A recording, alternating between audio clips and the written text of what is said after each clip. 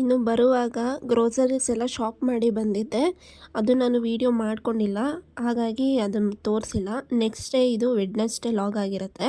ಇನ್ನು Wednesday tiffin ಎಲ್ಲ ಮುಗಿಸ್ಕೊಂಡು ಗ್ರೋಸರೀಸ್ ತಂದಿದ್ನಲ್ಲ ಎಲ್ಲ ಬಾಕ್ಸಿಗೆ ಫಿಲ್ ಮಾಡೋಣ ಅಂತೇಳಿ ಎಲ್ಲ ತೆಗೆದಿಟ್ಕೊತಾ ಇದ್ದೀನಿ.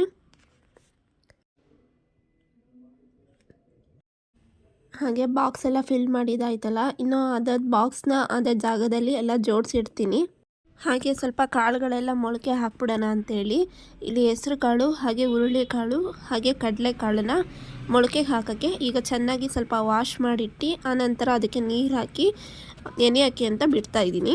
ಇನ್ನು ಇವತ್ತು ಡಿಸೆಂಬರ್ 25 ಕ್ರಿಸ್ಮಸ್ ಹಬ್ಬ ಆಗಿರೋದ್ರಿಂದ ಸಂಜೆ ನಾನು ನನ್ನ ಫ್ರೆಂಡು ಚರ್ಚಿಗೆ ಹೋಗಿ ಬರೋಣ ಅಂತೇಳಿ ಚರ್ಚಿಗೆ ಹೋಗಿದ್ವಿ. ವರ್ಷನೂ ಹೋಗ್ತೀನಿ, ಈ ವರ್ಷ ಕೂಡ ಮಿಸ್ ಮಾಡಬಾರ್ದು ಅಂತೇಳಿ ಚರ್ಚಿಗೆ ಹೋಗಿದ್ವಿ.